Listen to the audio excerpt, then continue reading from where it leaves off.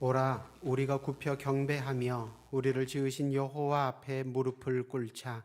그는 우리의 하나님이시요 우리는 그가 기르시는 백성이며 그의 손이 돌보시는 양이기 때문이라.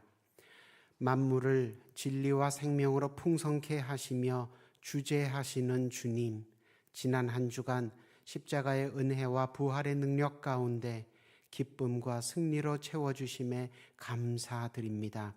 귀하고 복된 주일, 사랑하는 어버이, 자녀, 가족들과 주 앞에 예배로 나아왔사오니 말씀에 약속하신 대로 하늘의 아름다운 복들로 충만하게 응답하여 주옵소서. 예수님 이름으로 기원하옵나이다. 아멘.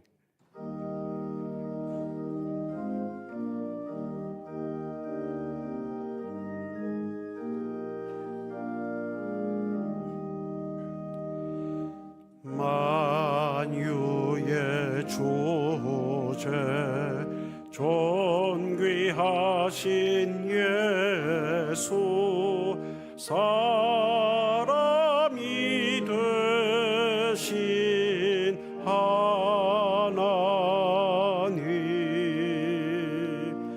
나 사모하여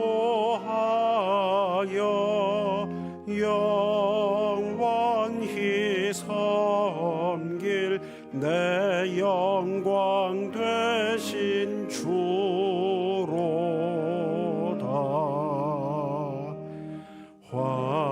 화려한 동산, 무성한 저 수목 다 아름답고 묘하나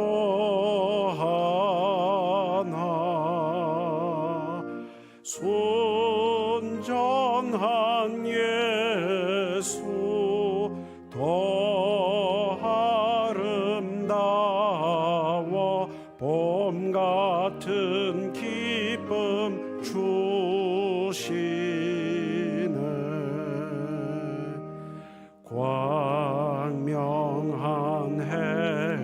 해와 명랑한 저 달빛, 수많은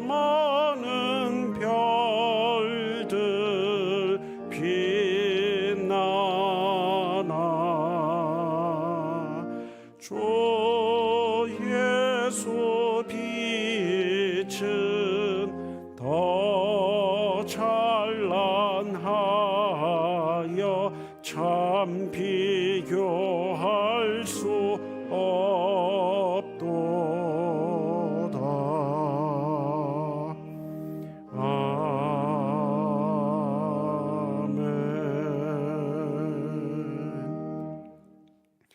지난 한 주간의 삶을 돌아보며 하나님과 나만이 하는 은밀한 죄와 허물을 다 같이 고백하겠습니다.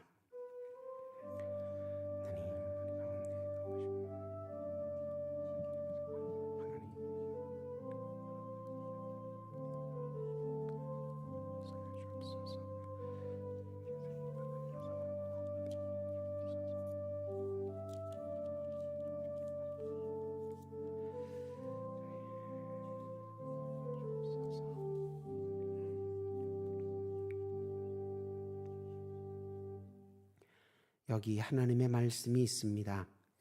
여인이 어찌 그 젖 먹는 자식을 잊겠으며 자기 태에서 난 아들을 긍휼히 여기지 않겠느냐. 그들은 혹시 잊을지라도 나는 너를 잊지 아니할 것이라 하셨으니 이제 여러분의 죄와 허물은 용서되었고 하늘의 평화가 임할 것입니다. 아멘.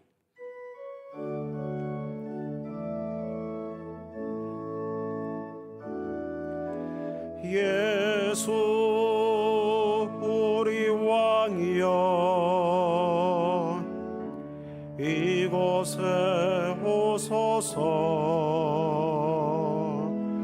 보좌로 주여 임하사 찬양을 받아 주소서. 주님을 찬양하며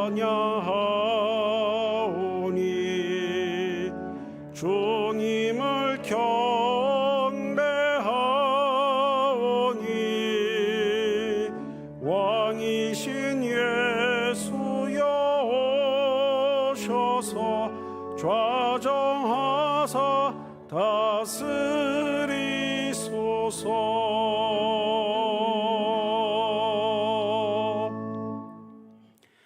나는 전능하신 아버지 하나님 천지의 창조주를 믿습니다. 나는 그의 유일하신 아들 우리 주 예수 그리스도를 믿습니다. 그는 성령으로 잉태되어 동정녀 마리아에게서 나시고 본디오 빌라도에게 고난을 받아 십자가에 못 박혀 죽으시고 장사된 지 사흘 만에 죽은 자 가운데서 다시 살아나셨으며 하늘에 오르시어 전능하신 아버지 하나님 우편에 앉아 계시다가 거기로부터 살아있는 자와 죽은 자를 심판하러 오십니다. 나는 성령을 믿으며 거룩한 공교회와 성도의 교제와 죄를 용서받는 것과 몸의 부활과 영생을 믿습니다. 아멘. 내 부모를 공경하라. 그리하면 내 하나님 여호와가 내게 준 땅에서 내 생명이 길리라. 이것은 약속이 있는 첫 계명이니 이로써 내가 잘되고 땅에서 장수하리라. 내 아들아, 내 아비의 훈계를 들으며 내 어미의 법을 떠나지 말라. 이는 내 머리에 아름다운 관이요 내 목에 금사슬이니라. 너를 낳은 아비에게 청종하고 내 늙은 어미를 경히 여기지 말라. 내 부모를 즐겁게 하며 너를 낳은 어미를 기쁘게 하라. 아멘.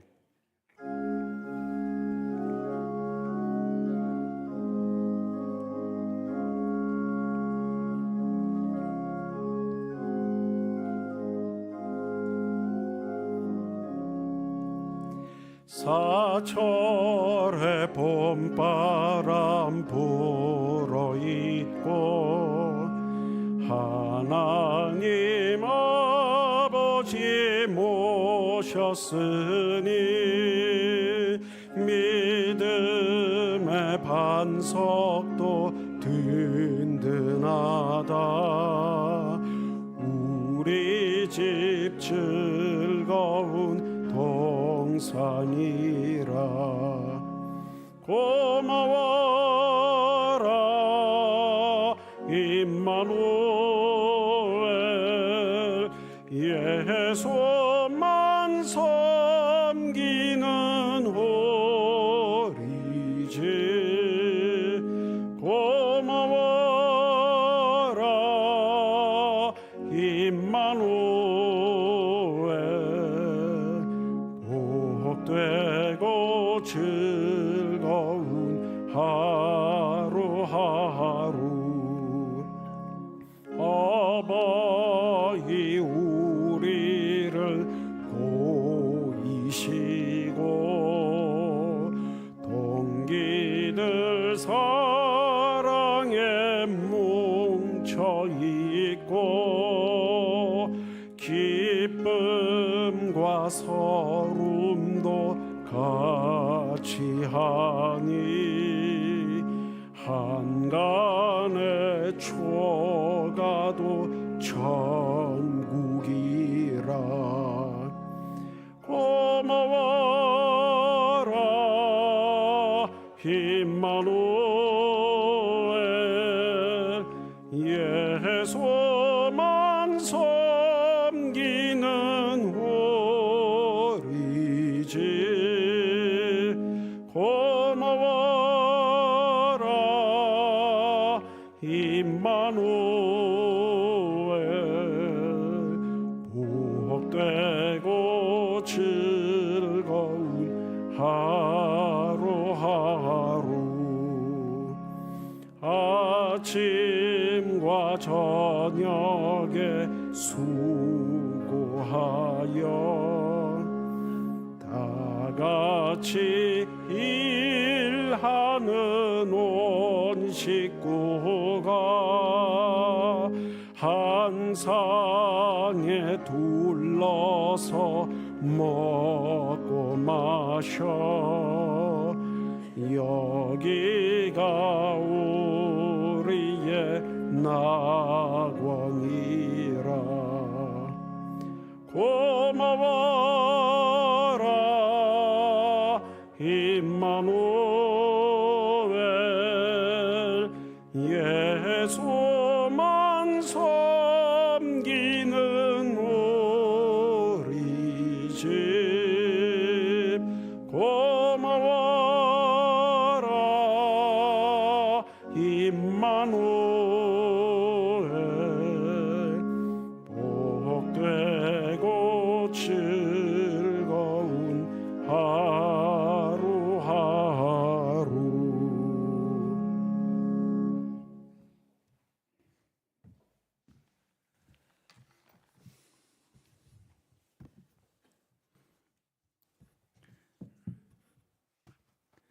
인간의 생사복을 주관하신 하느님 아버지, 푸르름이 더해가는 실록의 계절 5월 둘째 주일, 거룩한 주일을 허락하여 주시고 하느님 아버지 앞으로 나와 예배드리게 하시니 감사와 영광을 올려드립니다.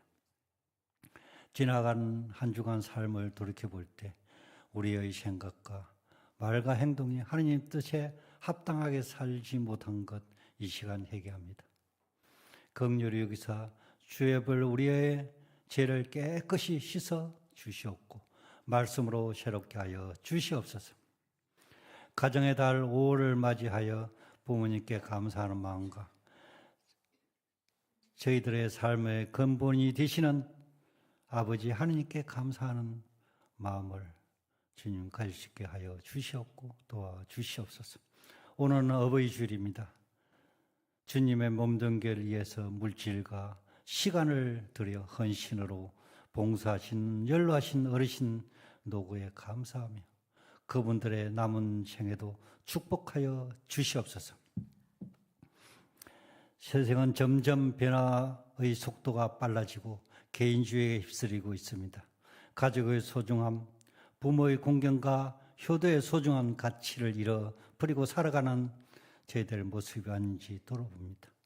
우리의 믿는 자들의 먼저 모범을 보이게 하여 주시옵고 아름다운 가정의 모습을 통하여 세상의 사람들에게 본을 보이게 하여 주시옵소서.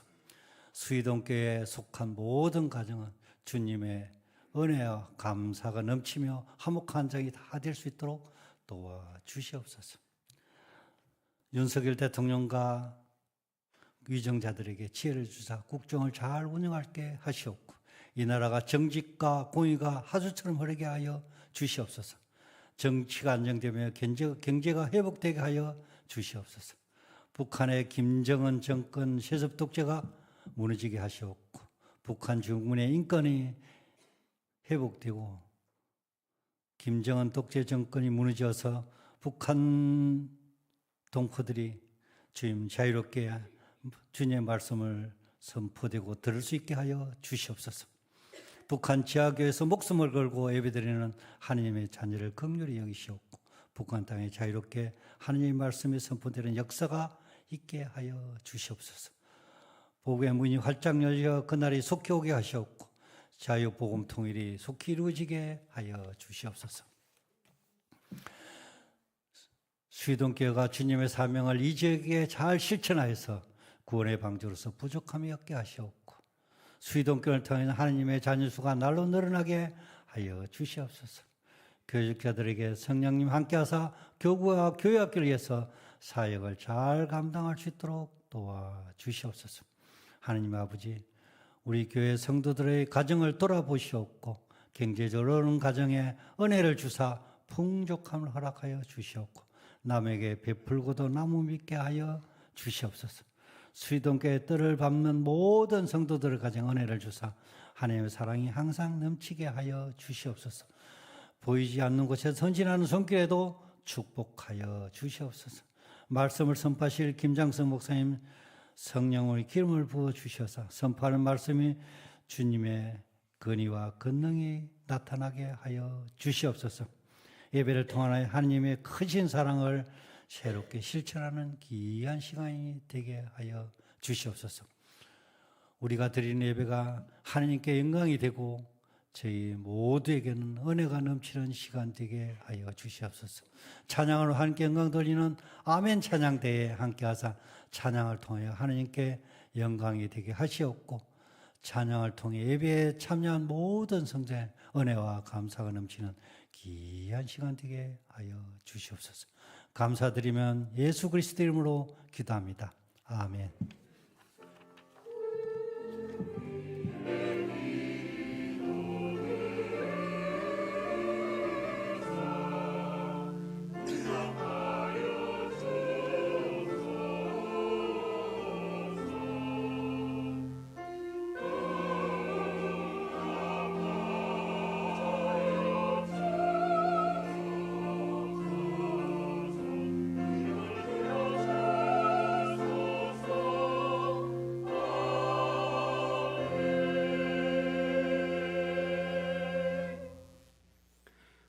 우리에게 주시는 하나님 말씀은 창세기 22장 1절에서 19절, 창세기 22장 1절에서 19절까지의 말씀입니다. 한 절씩 교독하시고 마지막 19절은 함께 읽겠습니다.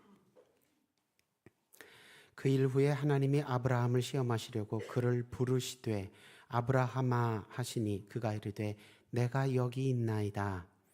여호와께서 이르시되 내 아들 내 사랑하는 독자 이삭을 데리고 모리아 땅으로 가서 내가 내게 일러준 한 산 거기서 그를 번제로 드리라.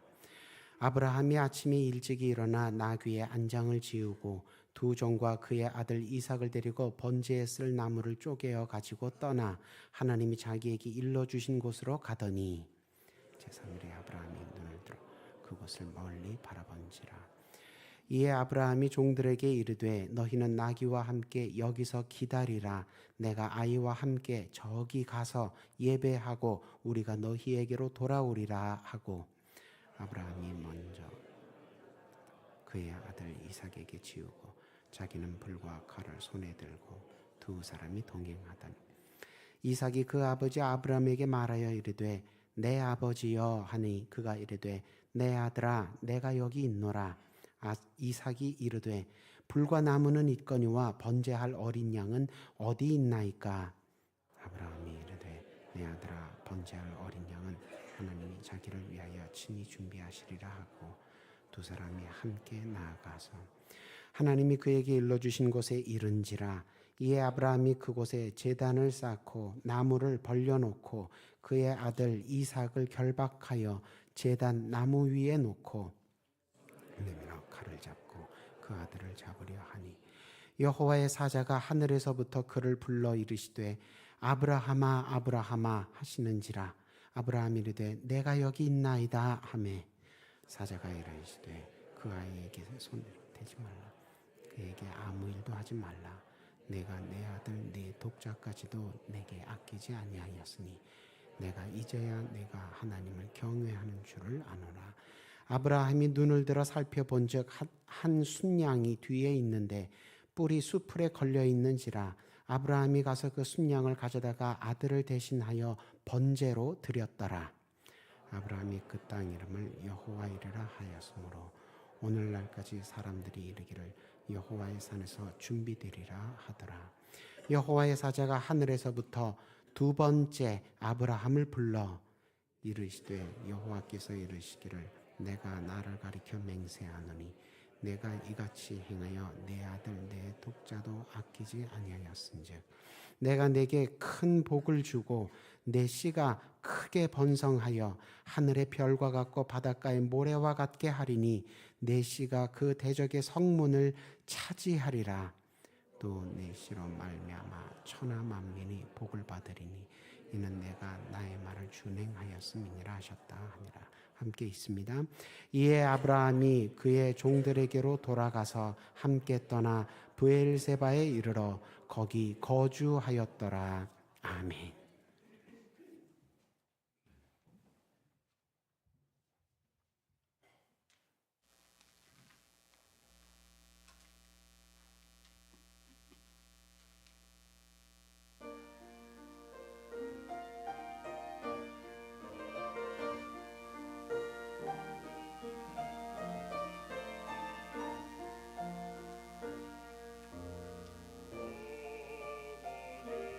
넓은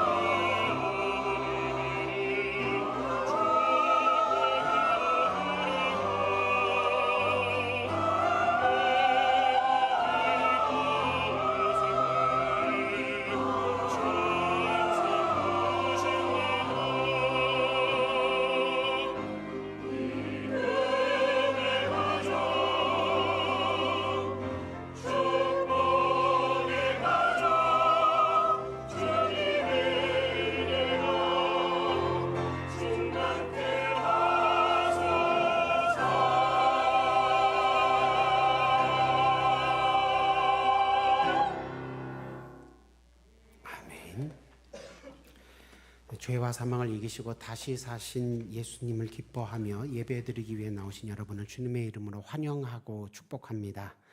예배의 날로 지키기로 약속한 것을 기억하고 주님 앞에 나아오셨으니 여러분의 믿음도 주님께 기억되어 약속대로 하나님 나라를 유업으로 받아 누리게 되시기를 소망합니다.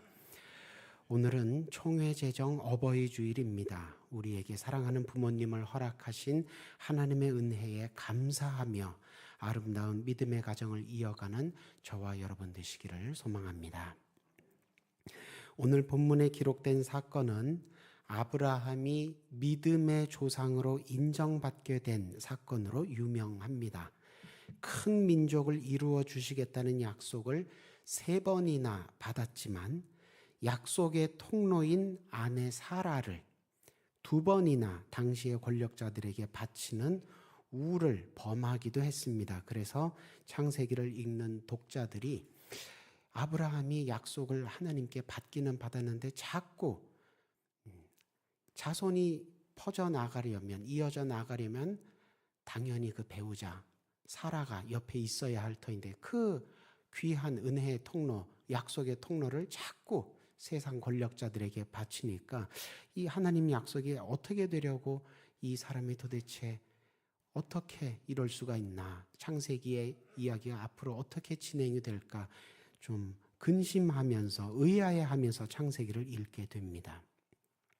아브라함을 통하여서 정말 이 약속이 이루어질지, 아브라함이 하나님께서 주신 이 약속을 정말 믿고는 있는지 좀 불투명하게 보이는데, 이번 사건을 통해서 아브라함이 하나님 앞에 또 세상 앞에 믿음의 조상으로 공인받고, 특히 기독교에서는 아브라함이 그리스도의 조상으로 하나님께 인정받고, 그래서 4번째로 자손을 크게 주고 이 땅을 너희에게 주겠다는 약속을 받게 됩니다.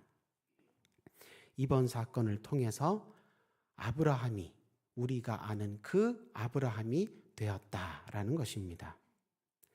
이삭도 이 사건을 통해서 하나님 앞에 또 세상 앞에 아브라함이 받았던 약속을 계승한 적자로서 공인되었다. 이삭이 이삭 되었다. 이렇게 표현할 수 있습니다. 아들의 희생을 아브라함도 감수하고 또 이삭도 자기 자신의 희생을 감수했으니 둘 다 대단한 믿음이라고 아니할 수 없습니다. 둘 다 대단한 순종의 사람입니다. 과연 그 아버지의 그 아들이라고 할 수 있습니다. 하지만 오늘 본문을 이해할 때 주의해야 할 점이 있습니다. 아무리 아브라함과 이삭이 우리에게 좋은 믿음의 모범을 보였다 할지라도 오늘 본문의 주인공은 아브라함이 아니라는 것입니다. 이삭이 아니라는 것입니다. 오늘 본문의 주인공은 성경 다른 곳에서와 마찬가지로 이 모든 역사를 계획하시고 섭리하신 하나님이십니다. 하나님이 오늘 본문, 오늘 이 사건의 주인공이십니다. 그래서 이 사건은 주인공의 입장에 서서, 하나님의 입장에 서서 보아야 왜 하나님께서 부모로서 정말 순종하기 어려운 일을 아브라함에게 시키셨는지, 또 어떤 부모를 하나님께서 기뻐하시는지, 어떤 자녀를 하나님께서 기뻐하시는지, 그리고 오늘날 우리는 이 말씀을 통해서 신앙생활을 어떻게 하기를 바라시는지, 하나님의 입장에 서서 오늘 본문을, 이 사건을 읽어야 비로소 이해가 되는 것입니다. 이해가 돼야 결단하게 되고, 결단해서 실천에도 이르게 되는 것이지요. 예전에 저희 학교에서 생물학 배울 때 상동기관, 상사기관 이런 거 배웠습니다. 새의 날개와 사람의 팔은 형태와 기능은 아주 다릅니다. 그런데 해부학적으로 보자면 척추에서 양옆으로 갈라져 나온 그 구조가 똑같습니다. 그래서 새의 날개와 사람의 팔을 상동기관이다 이렇게 부릅니다. 또 새의 날개와 나비의 날개는 해부학적으로 구조는 다릅니다. 새의 날개는 척추에서 양옆으로 갈라나왔지만 나비는 곤충이라 척추가 없지요. 가슴 부분에서 등 부분에서 곧바로 날개가 돋아 나옵니다. 그런데 기능은 비슷합니다. 하늘을 나는데 쓰지요. 그래서 생물학에서는 이런 새의 날개와 나비의 날개를 상사기관이다 이렇게 부릅니다. 그러니까 생물에게는 서로 비교해 보면 상동기관이 있고 상사기관이 있다 이것이죠.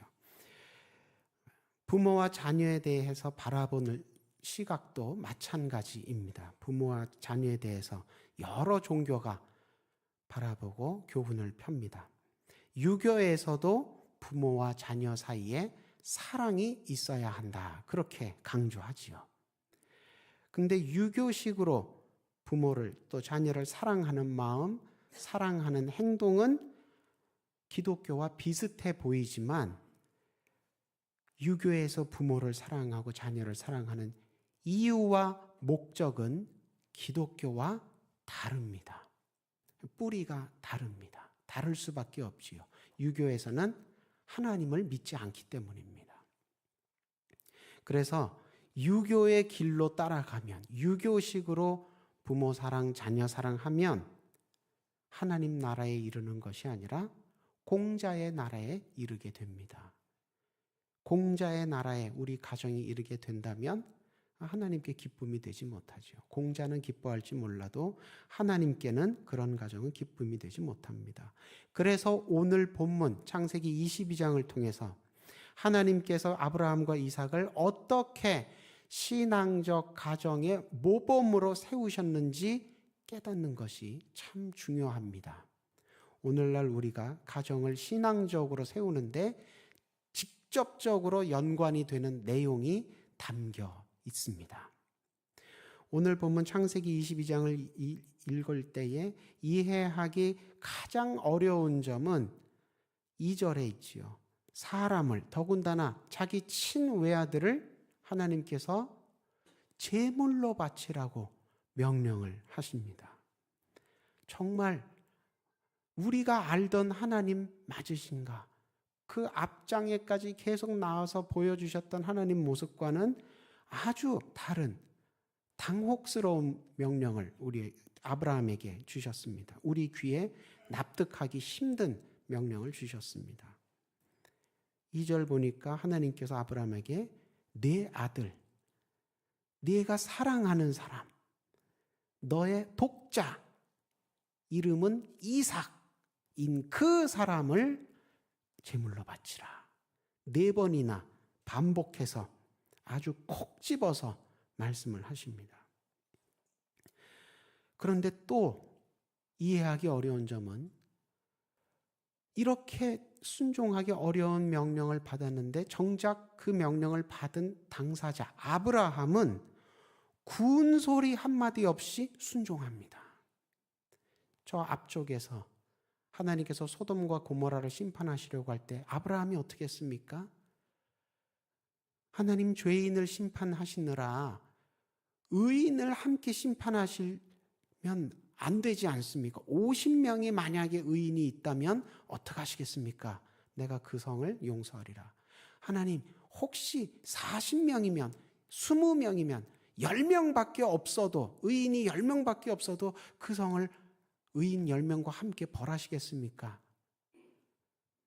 남의, 모르는 사람, 남의 목숨 구하기 위해서는 하나님 앞에 그렇게 열심히 기도했던 사람이 정작 자기 아들이 죽게 되었는데 한마디 항변 없이 그저 순종만 합니다. 그런데 또 더 놀라운 것은 무엇입니까? 이삭도 자기 아버지가 칼을 들어 자기를 죽이려 하는데도 가만히 누워 있습니다. 우리 상식으로는 이런 명령을 내리신 하나님도, 또 그 명령을 받았다고 지키는 아버지도, 또 그 아버지한테 순종하는 그 아들도 다 납득하기가 어렵습니다. 우리 상식으로는 도저히 이해할 수가 없습니다. 그런데 우리 상식으로 봐서 이해할 수가 없는 것입니다. 그럼 어떻게 봐야 합니까? 오늘 본문 맨 처음에 1절에 우리가 이 본문을 어떻게 읽어야 할지 암시되고 있습니다. 1절 보니까 하나님께서 아브라함을 부르시되 아브라함아 하시니 그가 이르되 내가 여기 있나이다. 예, 하나님, 제가 말씀 듣고 있습니다. 하나님과 아브라함이 대화하는 장면이 1절에 맨 처음에 나옵니다. 하나님께서 아브라함과 대화하셨다는 것은 하나님과 아브라함이 직접 만났다는 뜻입니다. 이 직접 만나서 대화하신 모습이 아무렇지도 않게 일상적으로 당연하다는 듯이 느껴지시면 안 됩니다. 이 사건은 굉장히 특별한 사건입니다. 저도 아침에 기도하고 집에서 나왔지만 하나님이 저한테 김장서봐 이렇게 부르지 않으셨어요. 목사인데도. 조금 있다가 교회 가서 예배 집례해야 되는데도. 우리가 기도 생활 한다고 해도 하나님과 이렇게 직접 대화하는 것은 굉장히 특별한 사건입니다. 1절은 그렇게 시작합니다. 하나님과 아브라함 사이에 그날 굉장히 특별한 사건이 있었다. 직접 만나셨다. 직접 만나셨다는 것은 무슨 뜻입니까? 우리 상식으로는 불가능한 절대자인 신과 한낱 피조물인 인간이 어떻게 직접 만납니까? 우리 상식으로는 불가능한 사건, 초월적인 사건이 그날 벌어졌다는 것입니다. 그래서 오늘 본문 사건은 이 사건이 발생한 장소, 아버지가 아들을 바치려고 하는 하나님 명령으로 이렇게 아들을 죽이려고 했던 이 사건은 발생한 장소는 세상이지만 모리아 땅에 있는 어느 산, 모리아 산이지만 이 사건의 성격은 세상에 속한 것이 아닙니다. 하나님께 속한 사건입니다. 왜냐하면 1절에서 처음 시작될 때부터 특별하게 초월적으로 시작됐기 때문입니다.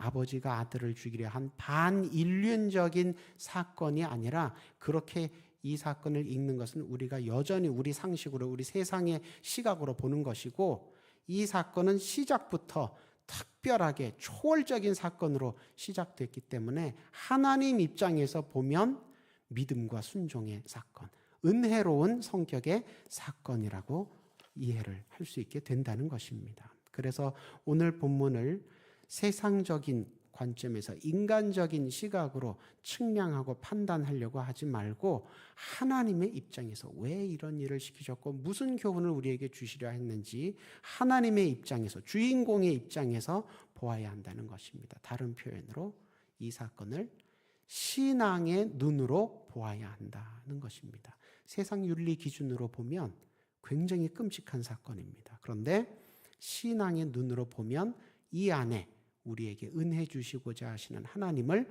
발견하게 된다는 것입니다.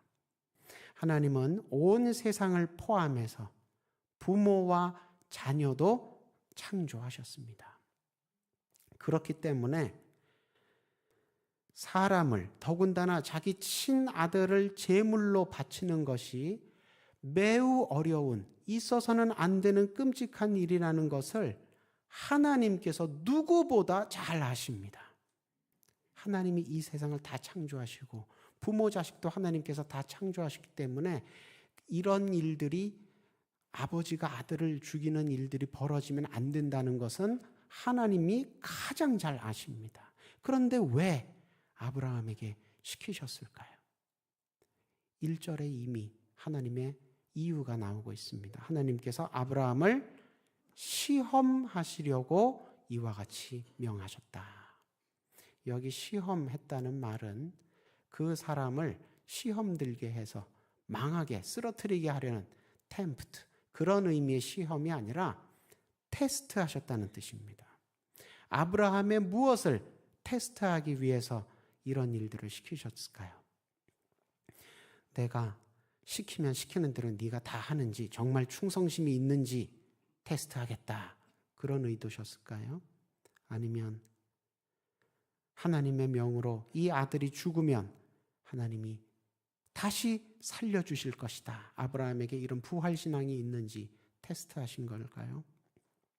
아니면 약속받은 아들이지만 이 아들이 죽으면 또 다른 아들을 주셔서 나에게 큰 민족 이루신다는 약속을 지키실 것이라는 그런 하나님에 대한 약속에 대한 확신, 이런 것들이 아브라함에게 있는지 테스트하신 걸까요? 하나님이 테스트하시고자 하셨던 것은 하나님이 아브라함 본인의 인생뿐만이 아니라 지금 눈에 보이는 이 아들 한 명뿐만이 아니라 아직 안 보이는, 태어나지 않은, 그러나 태어나게 될 후손들, 그리고 눈으로 우리가 다 볼 수 없는 이 모든 넓은 세상, 이 모든 것을 하나님이 주관하시는 주권자이심을 믿는지 안 믿는지, 하나님을 내 하나님 되시는 하나님이라고 믿는지 안 믿는지, 간단히 말해서 하나님을 믿는지 안 믿는지, 그것 시험하시려고 했다는 것입니다. 우리가 말로는, 입으로는 주여 주여, 믿습니다 믿습니다, 아멘 아멘 다 합니다.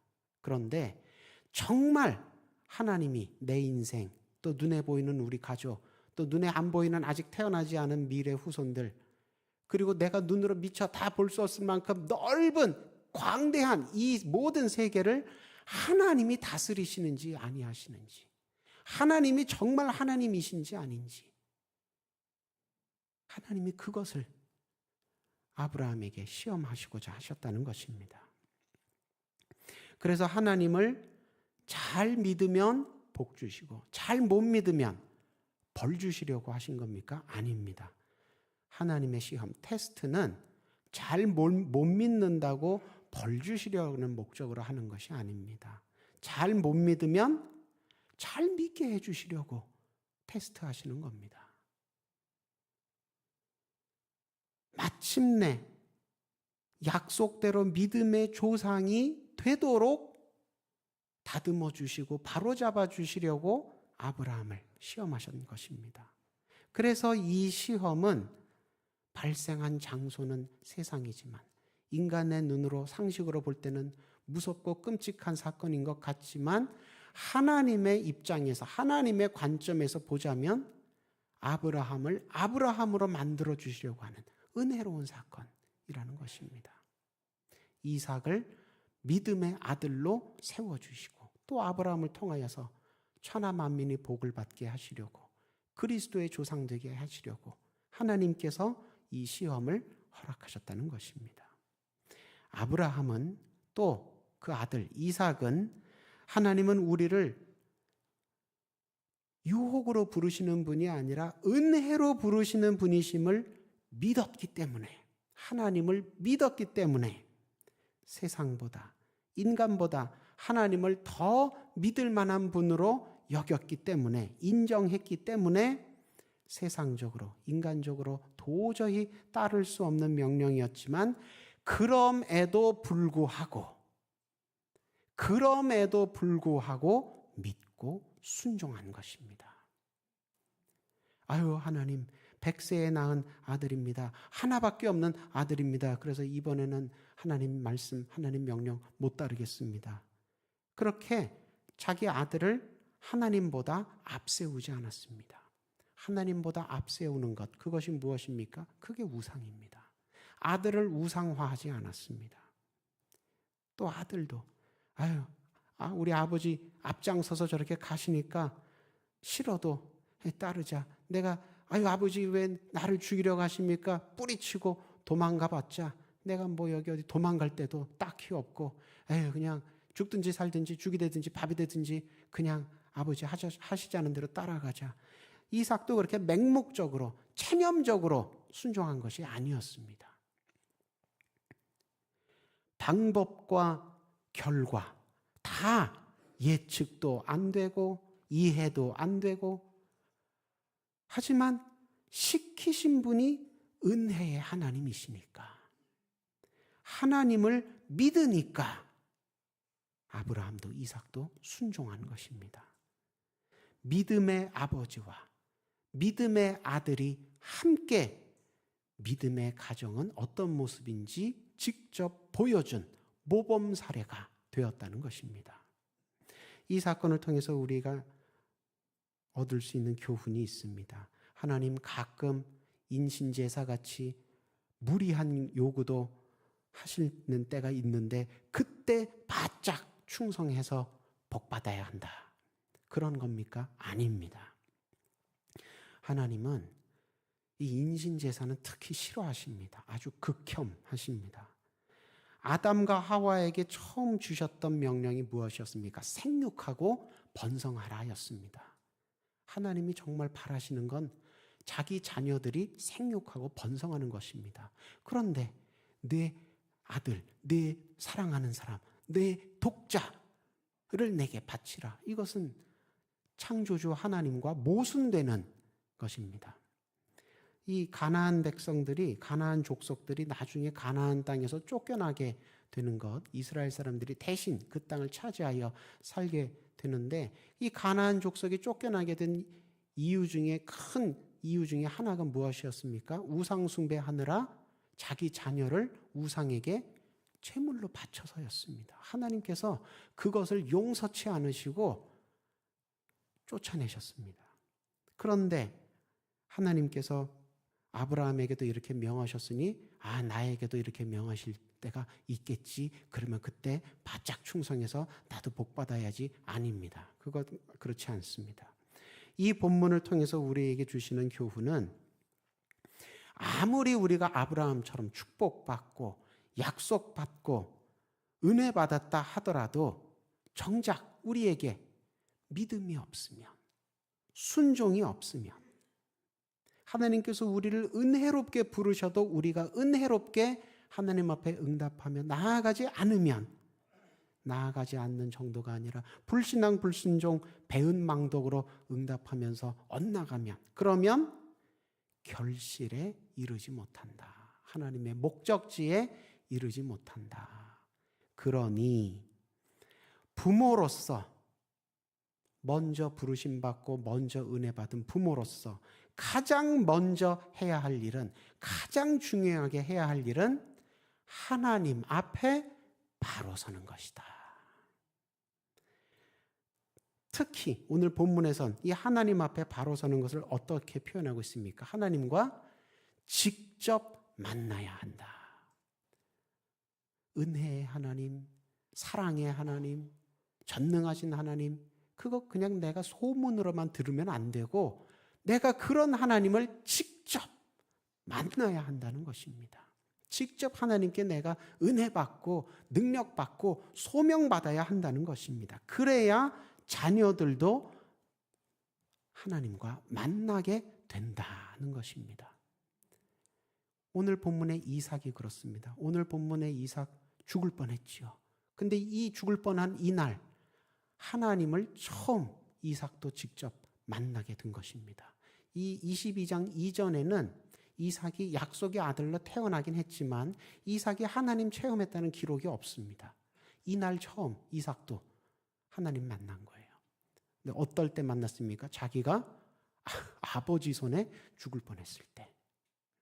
그 아버지가, 아브라함이 하나님을 직접 만났기 때문에 이삭도 그 아브라함 아버지 뒤따라 가서 하나님도 직접 만나게 되었다는 것입니다. 하나님과의 관계가 튼튼해져야, 그래야 내 인생도, 자녀 후손들의 인생도 약속대로 이루어지게 되는 것입니다. 자녀들도요, 세상적으로, 인간적으로 효도 잘하고, 그래서 주변 사람들로부터 아유 어떻게 그렇게 부모님께 비싼 좋은 선물 사드렸느냐 부러움 사고, 나도 자기도 스스로 나도 할 만큼 다 해서 뿌듯하구나, 이렇게 되려고 생각하지 말고 이삭처럼 신앙생활을 해야 합니다. 자녀들도 이삭처럼 죽을 것 같아도 믿음의 부모님이 본을 보이신 대로 하나님만 붙들고 따라가야 합니다. 그래야 이 땅에서도 또 하나님 나라에서도 우리 가족이 다 주님 앞에 만나서 주님 약속해 주셨던 좋은 선물들을 약속대로 다 누리게 되는 것입니다. 부모님은 구원받으셨는데 나는 그 부모님 가르쳐 주신 대로 안 살아서 나는 구원을 결국 못 받게 된다면 기독교에서는 이게 가장 큰 불효입니다.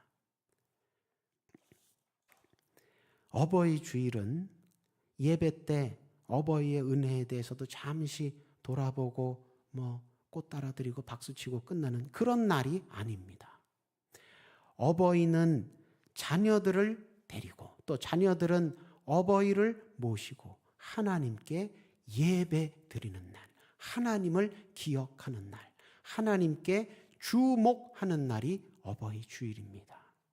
하나님을 우리 가정의 중심으로 주인으로 모셔야 나도 또 현재의 가족도 또 미래의 가족도 다 생명에 이르러 거하게 됩니다.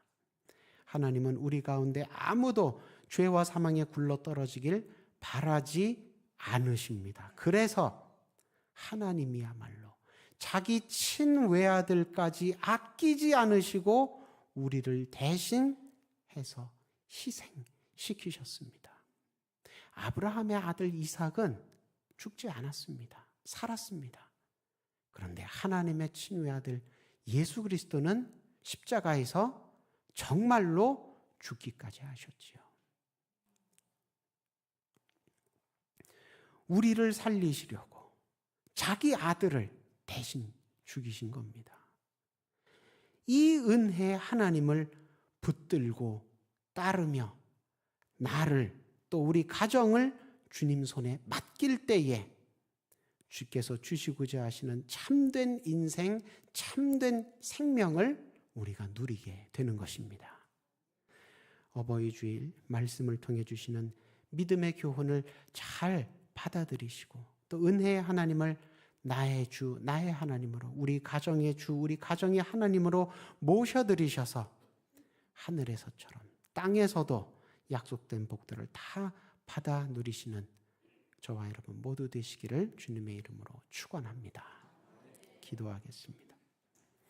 작고 약한 우리를 먼저 찾아오셔서 하늘의 복으로 덧입혀 주시는 주님, 말씀을 통해 큰 은혜와 섭리 아래 나와 내 가정을 구원의 높고 귀한 자리로 부르셨음을 깨닫게 하시니 감사합니다. 말씀에 힘입어서 아브라함과 이삭처럼 힘들고 어려운 환경과 조건을 만난다 할지라도 하나님의 약속의 선하심을 밝히 증거하는 믿음의 가정들 다 되게 하여 주옵소서. 예수님 이름으로 기도드립니다. 아멘.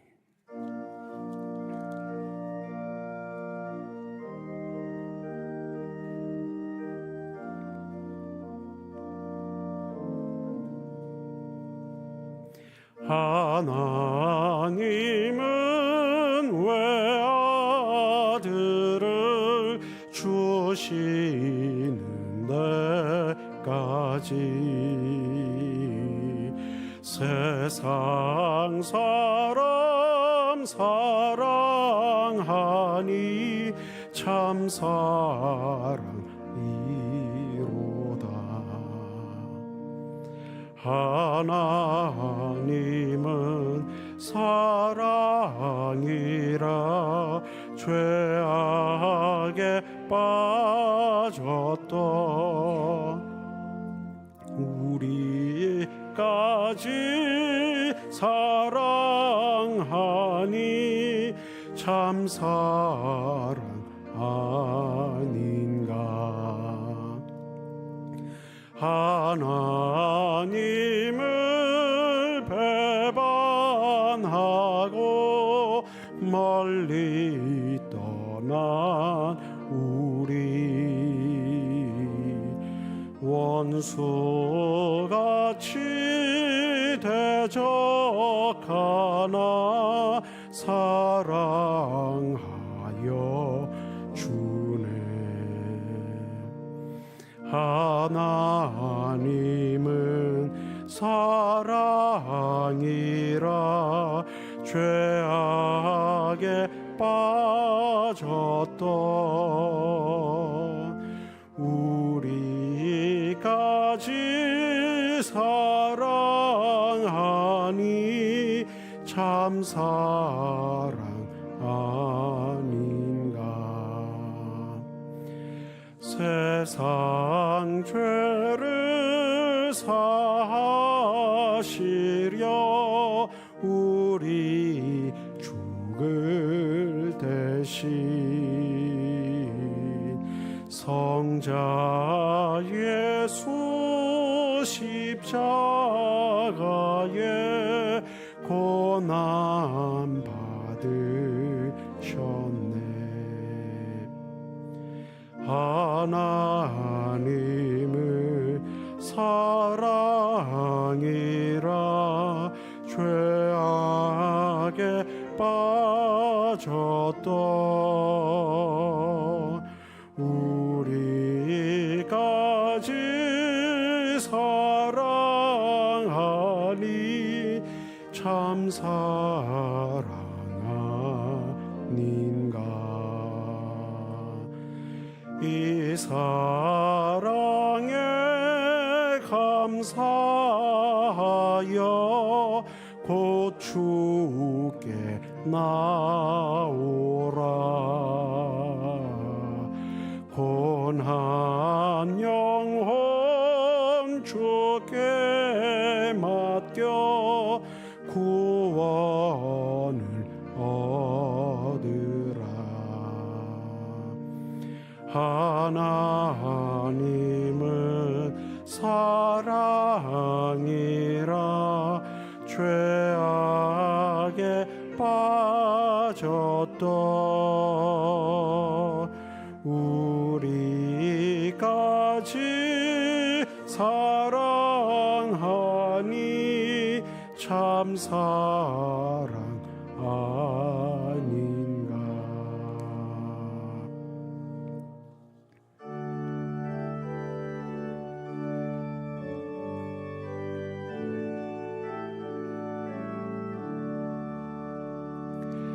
내게 있는 모든 것을 아낌없이 드리네. 사랑하고 의지하며 주만 따라 살리라. 주께 드리네. 주께 드리네. 사랑하는 구주 앞에 모두 드리네. 아멘.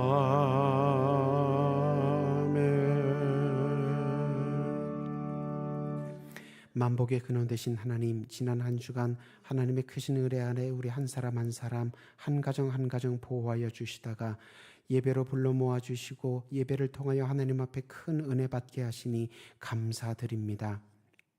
예배 때에 먼저 우리의 몸과 마음을 주님께 온전히 드리기로 서원하고 결단한 후에 한 주간 베풀어 주신 은혜 감사 감격하여 주정 헌금 11조 헌금 감사 선교 장학 오병이어 1,000번째 여러 목적의 봉헌으로 올려드립니다. 이 물질이 쓰이는 곳마다 하나님 나라가 크고 아름답게 세워지게 하여 주옵소서. 하나님 나라 소망하며 기도하며 심는 손길들 기억하여 주사 30배, 60배, 100배 하늘의 열매로 풍성하게 응답하여 주옵소서. 몸과 마음과 생계에 어려움이 있어 주님 앞에 눈물로 호소하는 무릎들 있사오니 귀 기울여 들어주시고 육신의 모든 연약함이 치유되게 하여 주옵시고 마음의 모든 상함과 어두움이 하나님 나라 기쁨으로 변화되게 하여 주옵시며 생계를 힘들고 어렵게 만들고 있는 모든 결박과 사슬들이 주의 이름으로 깨어지게 하여 주옵소서. 멀고 가까운 곳으로 출장 유혹 금복무차 집 떠나 있는 우리 식구들 기억하며 기도하오니 눈동자와 같이 보호하여 주시고 건강한 모습으로 속히 돌아오게 하여 주옵소서.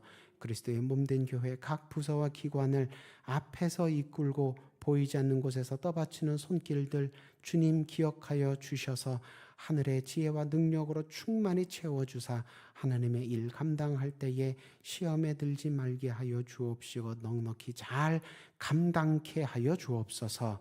우리 교회 하나님의 어린 양 때 다음 세대 많이 보내주시기를 소망합니다.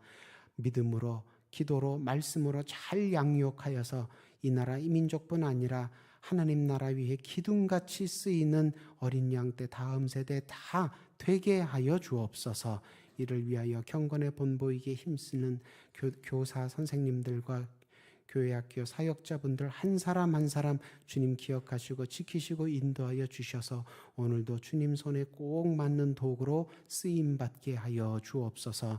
새 목사님 청빙을 위하여 온 교회가 기도하는 중에 있사오니 예비하신 좋은 목자 선한 목자 보내주옵소서. 우리도 기도하며 준비 잘하게 하셔서 합력하여 선을 이루는 교회가 되게 하여 주옵소서. 원로 목사님 건강과 가정 가운데 은혜로 늘 충만히 채워주시기를 소망하오며 예수님 이름으로 기도드립니다. 아멘.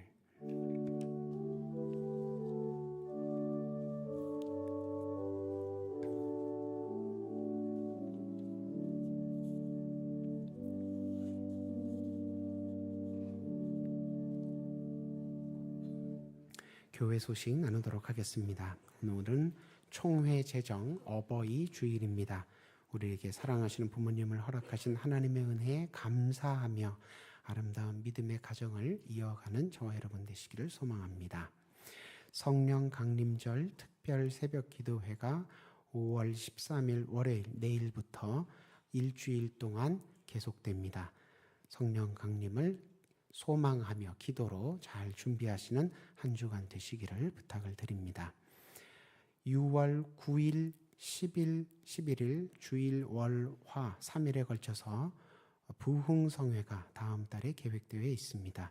기도로 잘 준비하셔서 은혜 넘치는 교회로 거듭날 수 있도록 말세 지말에 우리에게 맡기신 사명 잘 직분 감당하는 교회가 될 수 있도록 기도하시며 준비해 주시기를 부탁을 드립니다. 다음 주일은 성령 강림 주일입니다. 그리고 청년 주일이기도 하기 때문에 다음 주일 오후 찬양 예배는 청년부 헌신 예배로 주님께 영광 드리도록 하겠습니다. 기도로 역시 잘 준비해 주시기를 바랍니다. 우리 교회에 출석하시는 오늘 예배 참석하신 만 70세 이상 어르신들께 어버이 은혜에 감사하는 마음으로 교회가 작은 선물을 준비를 했습니다. 잠시 자리에서 일어서 주시면 우리 여전도회 회원들과 우리 목사님, 전도사님들께서 선물 나누어 드리도록 하겠습니다. 우리 어르신들 잠깐만 자리에서 일어서 주시겠습니까?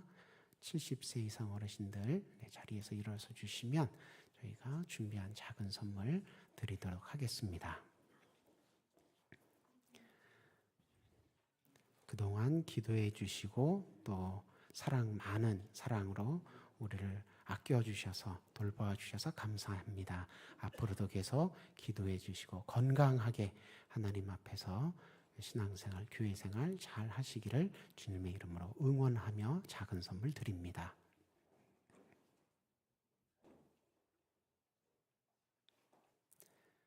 네, 우리 하나님께 감사의 의미로 또 우리 어버이 어르신들께 감사하는 의미로 박수 한번 하도록 하겠습니다.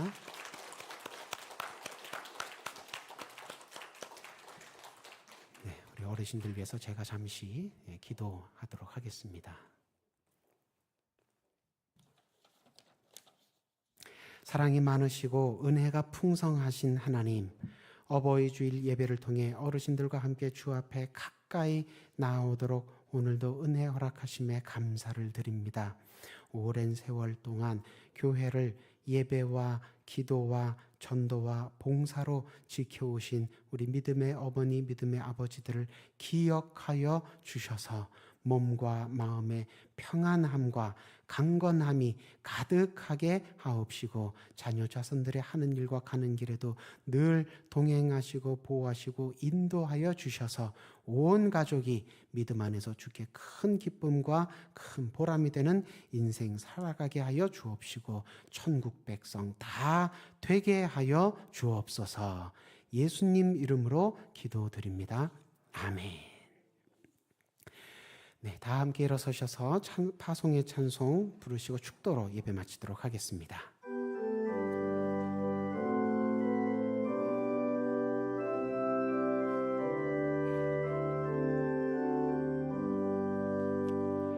여기에 모인 우리 사랑받는 주의 자녀라. 주께서 뜻하신 바 우리 통해 펼치신다. 고통과 슬픔 중에 더욱 주님 의지하오니 어려움 이겨내고 주님 더욱 찬양하라. 이 믿음 더욱 굳세라. 주가 지켜주신다. 어두운 밤에도 주의 밝은 빛 인도하여 주신다. 우리 주 예수 그리스도의 크신 은혜와 하나님 아버지의 극진하신 사랑과 보혜사 성령님의 친밀하신 교통하심이 예배를 마치고 다시 세상을 향해 나아가는 우리의 가정을 하나님의 가정으로 온전히 드리기를 소원하고 달지만은 수유동교회 모든 예배자와 그 가정 위에 이제부터 영원토록 함께 하시길 간절히 축원하옵나이다. 아멘.